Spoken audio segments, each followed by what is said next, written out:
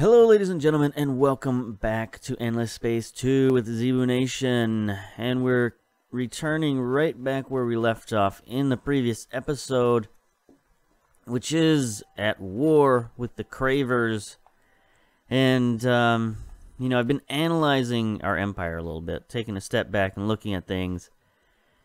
And, we're in a little bit of trouble. And here's the problem, here's the reasons. It's not just the war that has just barely begun.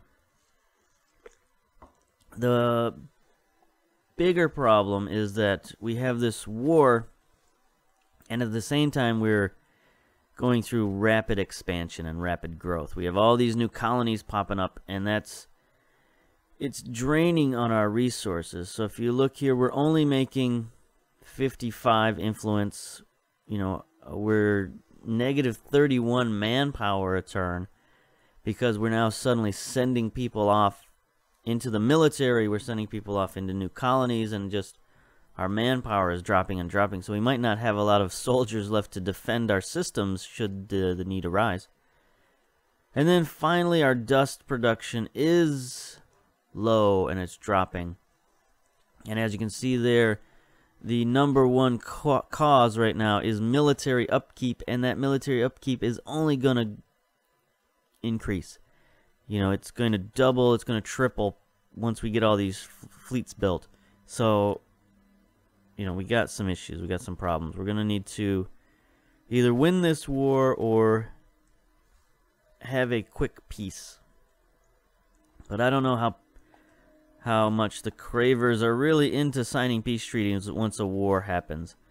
So we're going to see that real soon. Alright, so let's end this turn. See what the Cravers choose to do. We're going to have a little fight here in Circini. We still have this 9-ship fleet up here to deal with.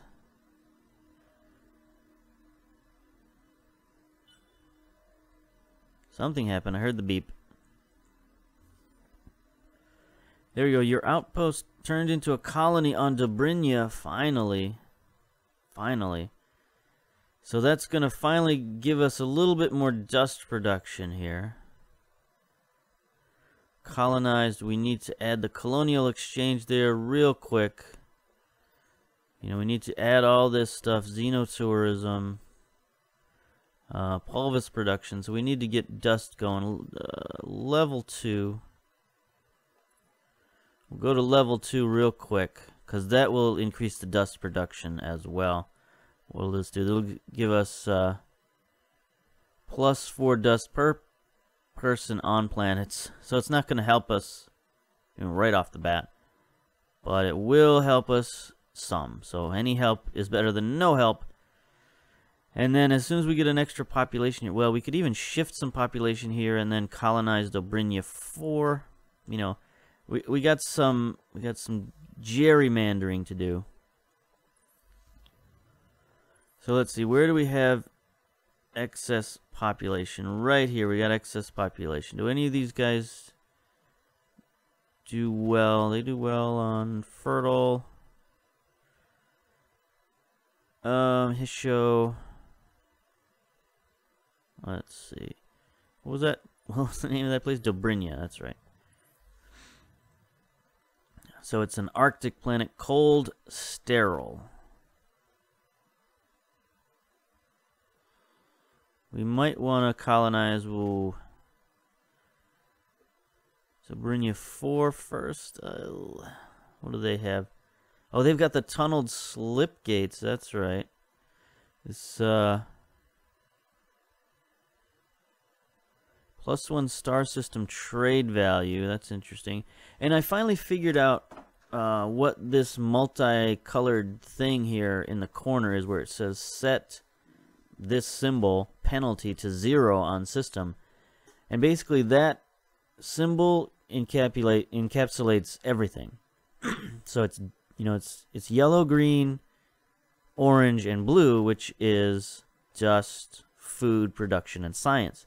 I don't know why I didn't make that connection before, but so basically when you see that symbol, it pertains to everything. So there we go. So that's a good anomaly there. It is fertile. So, you know, the food production will be pretty good. Dobrynia 4, though, is much larger. It can hold much more population. It has micro factories. Plus 10 happiness, plus 3 food. It is sterile, it is cold. So I think Dobrynia 4 would be the better choice to colonize right off the bat. Arctic, cold, sterile. Alright.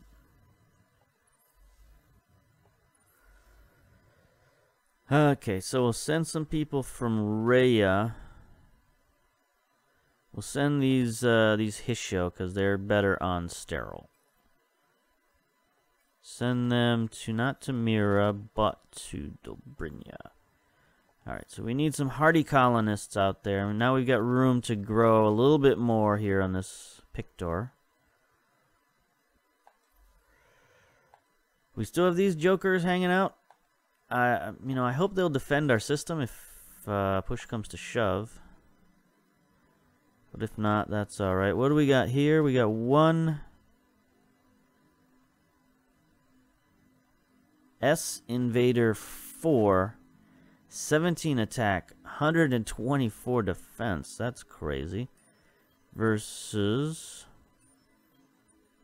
2 of our gunships, 55 attack, 122 defense. So we should win that battle.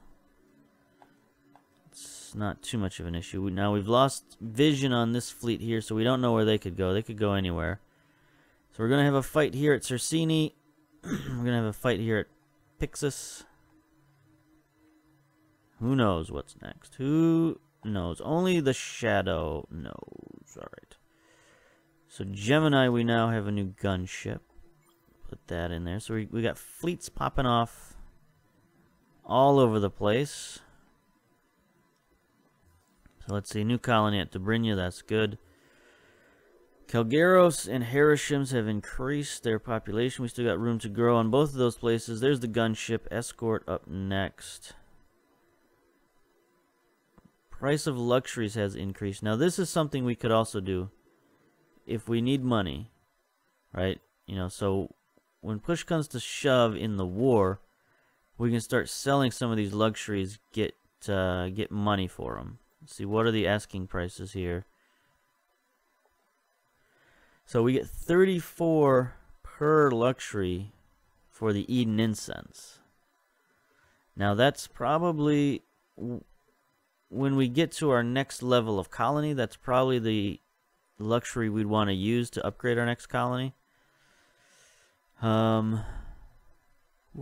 Orchid is pretty good too. Super Spuds we just got. Dark Glitter we just got. Deciduous Trees, we have a lot of that. That is our #1 resource, so we could probably sell a lot of that. That's 15 per. So as you can see, if we get desperate, if we get truly desperate, we can start selling stuff. We can even start selling some of our strategic resources. And, yeah. It's not really what we want to do, but, you know, maybe even we should sell some of these luxuries now because they're in demand. Right, they're actually... We can actually buy them for 23 for a deciduous tree. Well, I mean, we wouldn't want to do that, buy them and sell them. That would be dumb. But we could sell them at pretty good prices here. Eden Incense. I mean, look at 16. If we sold just 22, that's a lot of dust that we'd get. That could keep us in the money for a while. So we'll sell that. That leaves us 60 left. That's fine. All right. Now back up to 1.2k. That should finance the war for a little while anyway. So let's move our fleet, see what happens. Oh, we are the Riftborn. We come to your cosmos on a mission of survival. Okay, where did we find you guys? Oh, there you are. Pisces, how you doing? We don't wish to have war with you. Please don't murder us. They've got phantoms that are very powerful. Extremely powerful. Don't like that. Alright. Forgot to set the timer already, so we'll set the timer there. For 20 minutes. We're not going to have a 45-minute episode again. Okay, so we got a lot of stuff popping off down here. We are the Riftborn. Okay, we saw that. That's good. Now, we need to take care of this ship. Ship, the invader. So we'll have that battle. Because we've got our colony ship headed there. So we got to clear the airspace. Let's see. What do we want to do? What kind of advanced tactic do we want to do? 93% compatible with turtle. 100% compatible with post-op. 2% damage at long range per enemy ship on ships. So that would only be 2% more damage. More experience, I guess. We're 100% compatible at medium range. They're going to turtle up starting at short range. Alright. So we'll do that. And there we go. Let's fight. Alright. Oh, decisive victory. They ran away. Good for you. When those Cravers retreat, man, they retreat like crazy. Alright, so we reached S1E first. So I'm going to blockade that system and then scan the anomaly.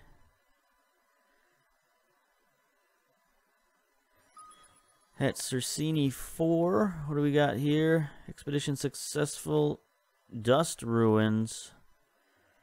Many ruins from the time of the elders were dust-enhanced structures or traditional buildings that preceded the dust era. On very rare occasions, however, one can find entire structures built uniquely from this valuable resource. So plus 20 approval and plus 3 dust per population on that planet. That's pretty good. And we got more science. Thank you. We needed science. We don't really want a colony here just yet. Nor can we put a colony there just yet. So that ship probably went this way, but I don't know that for sure. So I'm going to lock down this system as well. So we're winning some minor skirmishes here, but we know they still have the big fleets that can crush us if they want to. All right. So Mira, we still just have the one defender. Gemini, we still have ships in the pipeline. All right. There we go. Yissel. We can start another new colony here. Gonna do it. All right. So we waited long enough that we can now colonize Steppes, and Yissel 1 is the best planet on here to colonize in terms of food production. A lot of dust. That's good. And yeah, so we'll do that. It's also got deciduous trees. It's got the mutated flora, which is more food. Oh, look at this guy. That's some kind of weird alien pelican thing. Got some yaks in the distance.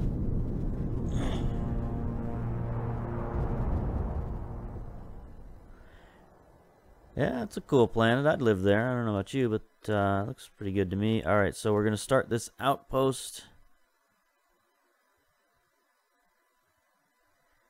So by doing this, merchants and money, I've done it several times before, but it drops the amount of time. It increases the amount of food that's shipped to this system, so that decreases the amount of time it takes to build the colony there. So it will cost us, you know, a decent percentage of our dust, but you know, it helps us in the long run. So again, balancing long run versus short term. All right. So just like the government, we get a windfall of money, you know, by selling off those resources, and then what do we immediately do is we just spend it all. Dang those politicians. Alright, end the turn. Let's continue to advance, or let's go. Either way you want to put it. Let's see. So we got a new election coming down. This is interesting. The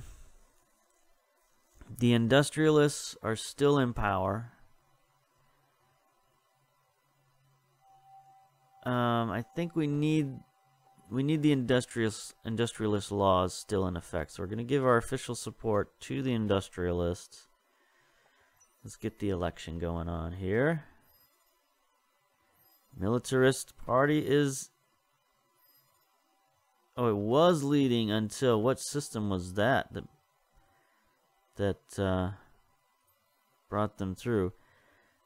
So, Pictor, the militarists were leading. Militarists took another big jump from Gemini. Mira sort of split its vote. Industrialists and militarists. And then the big leader was Thea. Jumped up the industrialist party. And then Dobrynya put them over the top. Alright. Interesting politics going on there. But it kept us steady. So the votes for the ecologist political party have been redirected to the militarists. Interesting. Religious have been also sent to the militarists, and then pacifists go to the industrialists. It's interesting to see how those different groups align. You know, because we have a federation, we only have the two political parties that get to be in power, but then the other smaller groups have to decide who to align with, and they can kind of, you know, equalize the balance of power. That's an interesting form of government. Someone should try that at some time. Let's roll along. This turn is taking a while to go through. Wonder if everybody does their elections on the same turn. I don't know if that's what happens or not. So Yersh has now been colonized. Oh yes, we have heroes available for recruitment. So we got some interesting choices here. We have Solario Dominus 63, Horatio Counselor. Dominic Heavenin, an Imperial Overseer. Or Oleg Lagarin, an Imperial Guardian. Now, Guardians focuses on fleet warfare and industrial production. And he flies a flagship. You know, that's pretty much the best warship that these heroes can have, is the flagship. The ops ship is not bad. It's pretty good, but it is small. I mean, the flagship is small too, but it's bigger. It has more guns and more armor slots and all that kind of stuff. It's just a little bit better ship. Now, the worst ship in terms of fighting ships is the Limo. 16-121. 73-109. So I think as much as we need governors, which we do need governors, we also need an admiral. He starts off at level 4, so that's pretty darn good. And we're gonna make Oleg Lagarin our admiral. All right. Let's see. Oh, this is our new colony. Okay. So what do we want to do with our new colony here? We need to build all of our stuff again. So we'll do the colonial exchange to get us dust moving drone networks. Xeno-industrial, then, you know the drill. You know the drill. Adding all that stuff. Actually, I think we want to add pulvis production before cerebral reality. Right? Now, no, that costs 10, 10, 5. So there we go. 3 turns, 3 turns. 4 turns, 3 turns. 5 turns, 20 turns, 19 turns. 10 turns. Alright, so the pulvis production will cost us a heck of a lot. Oh, level 2, we want that quickly as well.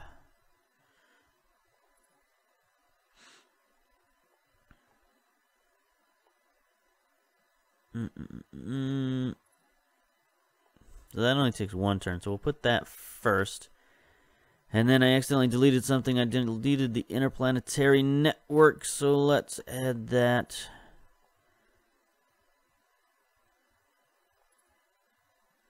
There we go. Alright, so that's a pretty good order for things. About every 3 or 4 turns we're going to be building something new there. That's a good ratio. Okay, so our colonies are now starting to pop off. And I don't know if that's going to be good or bad for the war effort, but it's looking like it's bad for the war effort. All of our numbers are continuing to decrease. Look at our manpower is just dropping through the floor. Our influence is going up, so that's okay, I guess. But, Alright, so where's our dude here? He is Oleg. Gonna assign him to a fleet, which will be the 3rd Conqueror's Navy. As you can see, it's got 7 points to it. Assign them there. Can he not be assigned there? I don't know. Anyway, let's inspect this dude. So here's his ship. It's got, some pretty basic modules, but I don't know that I've got the dust available to upgrade it. What happens if I auto design? It adds another engine, a warp drive. Don't like that.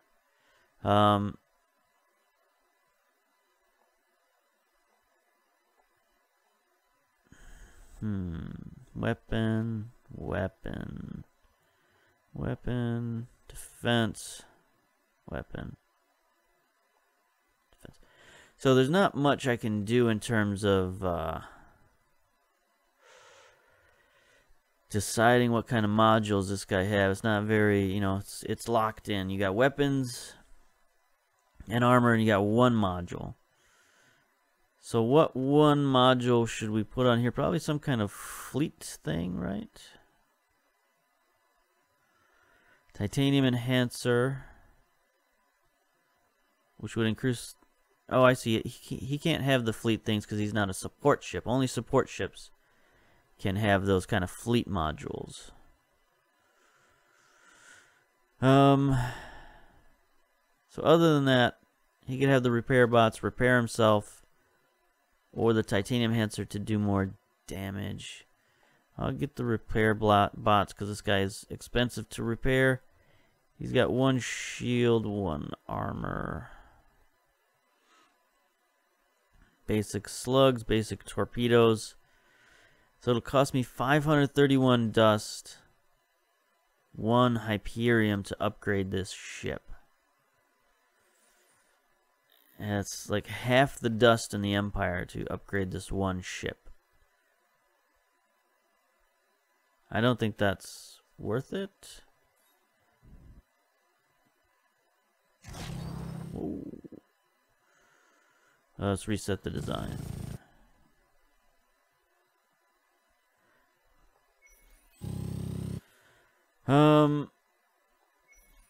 Let's reset the design again. What happens when I auto design?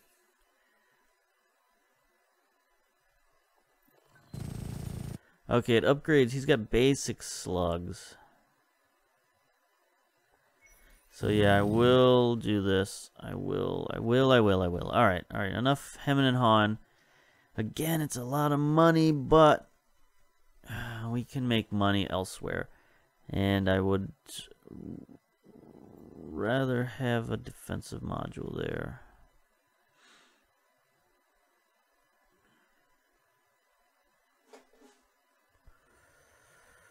He's got the torpedoes that are long range, mid range.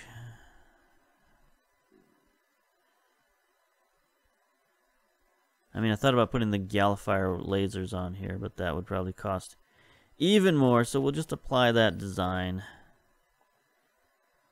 And now we'll do his skills. Oh boy, we're making so many interesting choices. +4 experience, 5% shield absorption, 10% fleet health. Gonna boost that up and boost that up. So there we go. He now gives us +20% health on the fleet, which is enormous. And then +5% shield absorption, which is very helpful.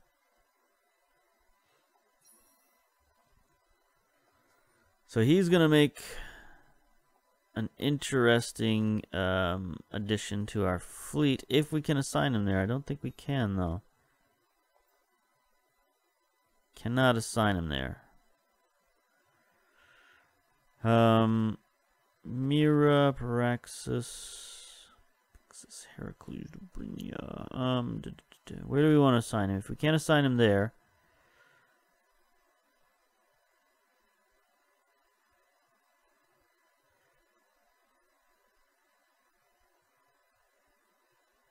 Pixis. Where's Pixis?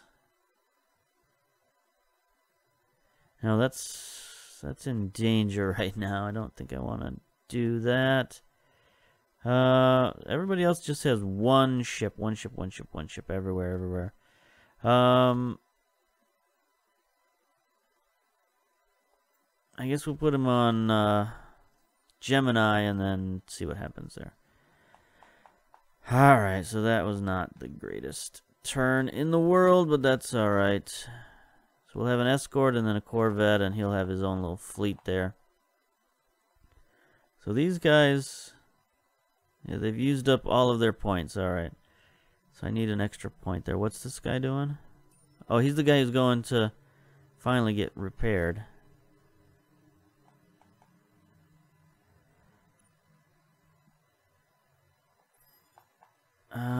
So much going on here right now.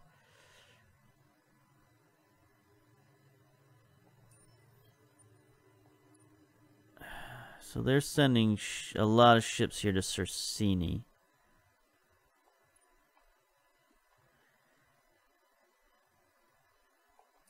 Guess I can send that defender there.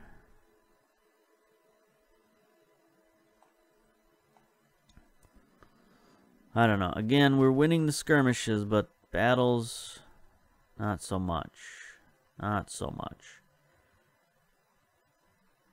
We have our huge fleet down here is just kind of chilling out, not doing a lot.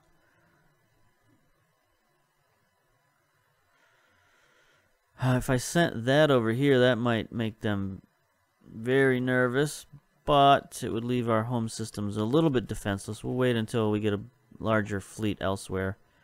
So let's get rid of that. Let's get rid of that. Hero leveled up. Alright, Lena has leveled up. What are we doing here now? Science. We need more science. So we're going to double up on the science. Plus 80 science on system. Thank you, Lena, for helping the Empire in their time of need. Denark University has now been built on Pictor. Nice. So let's take a look at that. Plus 10 approval, plus 5 influence, and then plus 2 on everything else per population on planets.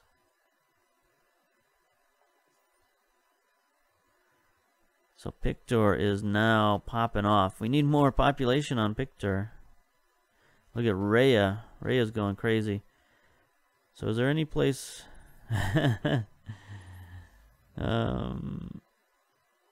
No, I don't think we need to move our population around anymore at the moment.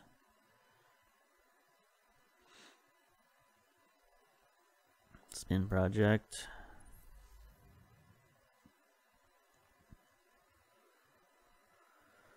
We just got this place. Those that other population hasn't arrived yet. So we're just now in construction on yours. Alright, alright. So we got some population on the move. Other things happening. Wonder if we can find some of those population people. There's, not there. Yep, there they are, right there. So you can see 2 of our population is heading somewhere to Dobrynia. So they should make it there in about 10 turns.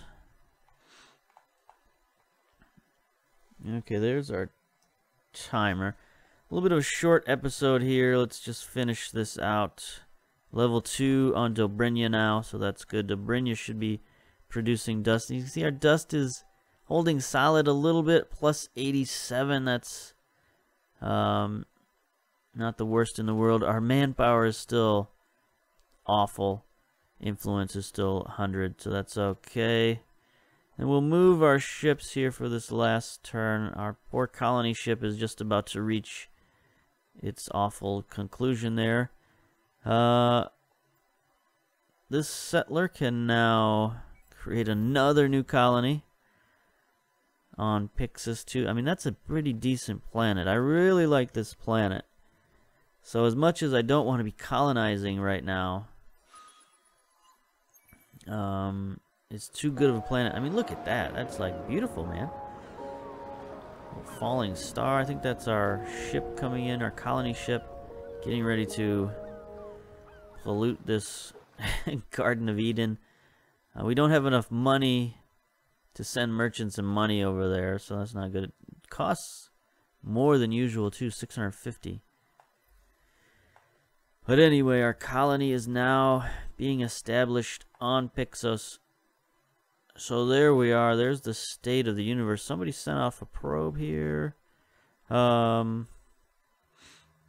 know, we could do a battle here at to end this. Yeah, let's end this episode on a bang with a battle here. At Cersini, they have a scavenger 6, 40 attack, 57, 3492. That's going to be real close. But we got to fight. We got to fight these guys before the other ship arrives. Oops, I didn't. I turtled. We're both turtling, so we're going to charge right at each other. Might not be the best thing, but we'll see. Cravers have really sort of ugly ships. They got pipes sticking out of them all over the place. Looks like they got one big superstructure. I mean, ours aren't that magnificent either. We're big lunchboxes flying through space. But here we are. Close-up battles. Probably not good. We probably should have... because we've got the laser cannon, which is a little better at long range and not good at short range at all. I don't even see him shooting at us, though. Does he even have a gun? I don't think he has a gun.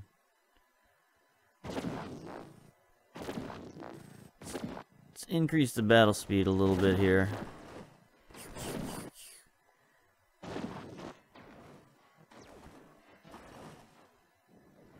He's just taking shots. He's not even shooting back, so I don't know what's happening here. Does he only have torpedoes or something? Because why would he not be shooting at us? I don't think we're going to be able to destroy him, unfortunately. Still has 700 hull. The battle's just about done. 500 hull. 400. I don't think we're going to knock him out. But it's a draw, but we took no damage as far as I could tell. Yeah, we're still 100%. So how does this guy have 40 attack? He's got no weapons. I don't understand. Interesting. So we both have another fleet on the way. He's got another Scavenger 8. Versus a Scavenger 6. So maybe the Scavenger 8 has some weapons. It's got the same stats. I don't know. Don't know what's happening there, but He still has that big fleet around here somewhere. I don't know where it went. Hopefully it stayed at Sable, and we'll be okay. But anyway, I was going to finish that off with a bang, but it just kind of finished off with a whimper. But anyway, we're going to end it there. See you later. Until next time. Bye-bye.